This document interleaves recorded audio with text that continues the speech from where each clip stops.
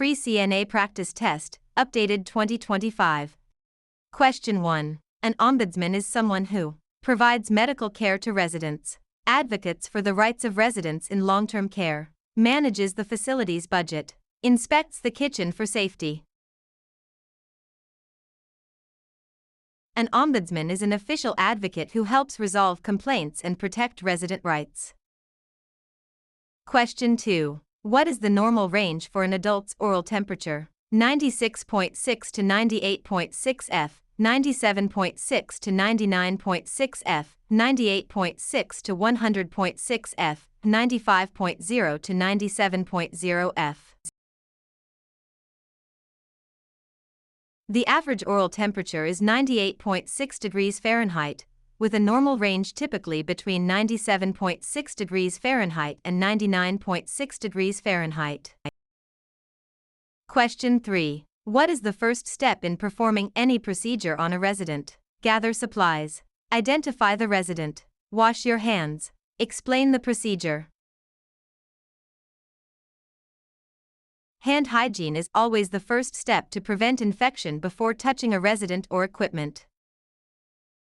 Question 4. A resident's tray has a full glass of water, but the resident is on NPO status. What does this mean? Nothing by mouth. Next patient only. Needs physical observation. Nutrition per oral.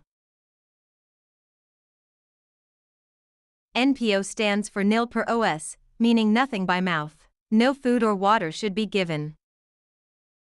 Question 5. What is a common sign of a urinary tract infection, UTI, in an elderly resident? Sudden confusion, increased appetite, better sleep, improved mobility. In the elderly, UTI is often present with cognitive changes or delirium rather than just physical symptoms. Question 6. Which of the following is an example of objective data? The resident says they have a headache. The resident's blood pressure is 120/80. The resident feels nauseous. The resident is worried about their family. Objective data is observable and measurable information, such as vital signs. Question 7. A resident is having a seizure. What is the CNA's priority? Place a spoon in the resident's mouth. Hold the resident down to stop the shaking. Protect the resident from injury and clear the area. Run out of the room to find help. Safety is key. Protect the head and clear objects away. Never put anything in their mouth or restrain them. Question 8. What is sundowning? Increased confusion and agitation in the evening hours. Sleeping all day and staying up all night. A skin condition caused by the sun. The resident feeling better at the end of the day. Sundowning is a phenomenon where confusion and behavioral problems worsen as daylight fades. Question 9. Which of the following is a normal part of aging? Loss of all memory, slowed reflexes and reaction time, incontinence, constant pain. While some decline is normal, like slower reflexes, things like total memory loss or incontinence are not normal parts of aging. Question 10. When communicating with a hearing-impaired resident, the CNA should shout as loudly as possible, speak slowly and face the resident directly, only use written notes, avoid talking to them. Facing the resident allows them to see your lips and facial expressions, and speaking clearly helps communication.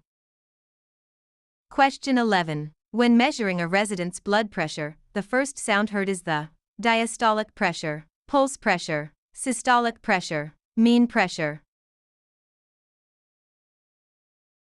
The systolic pressure is the top number and represents the pressure when the heart contracts. Question 12. What is the primary goal of restorative care? To perform all tasks for the resident, to help the resident regain or maintain the highest level of function, to cure the resident's illness, to move the resident to a hospital. Restorative care focuses on helping residents maintain or regain their independence and physical function. Question 13. When should standard precautions be used? Only for residents with known infections. Only when the resident is coughing. For every resident at all times. Only when the nurse tells you to. Standard precautions are designed for use with all patients to reduce the risk of transmission of pathogens. Question 14. If a resident is in a vest restraint, how often must they be checked? Every 15 minutes. Every hour. Every 2 hours. Once per shift. Residents in restraints must be monitored at least every 15 minutes to ensure safety and circulation. Question 15. When a resident is on a bladder training program, the CNA should restrict the resident's fluid intake. Take the resident to the bathroom on a scheduled basis. Tell the resident to hold it as long as possible. Always keep a catheter in place. Scheduled toileting helps the resident regain control and awareness of bladder function. Question 16. A resident is nearing the end of life. What is the CNA's primary role? To encourage the resident to eat a large meal, to provide comfort and emotional support, to discuss medical treatments with the family, to ignore the resident since they are dying.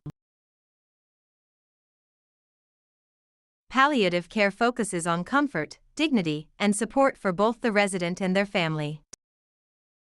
Question 17. What is the proper method for cleaning the perineal area of a female resident? From back to front, from front to back, in a circular motion, with a scrub brush. Cleaning from front to back, cleanest to dirtiest, prevents the spread of bacteria from the anal area to the urethra.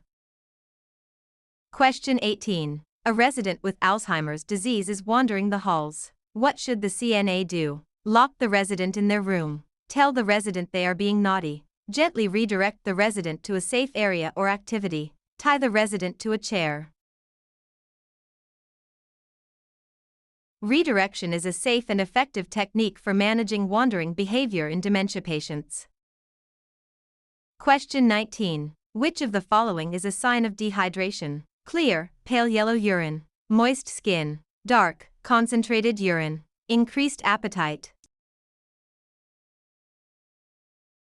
Dark, strong-smelling urine and low output are classic signs of dehydration. Question 20. If a CNA sees another staff member hitting a resident, what is the first action to take? Call the police immediately. Stop the abuse and ensure the resident is safe. Report it at the end of the shift. Ignore it if it doesn't happen again. Safety is the priority. The CNA must intervene to stop the abuse immediately.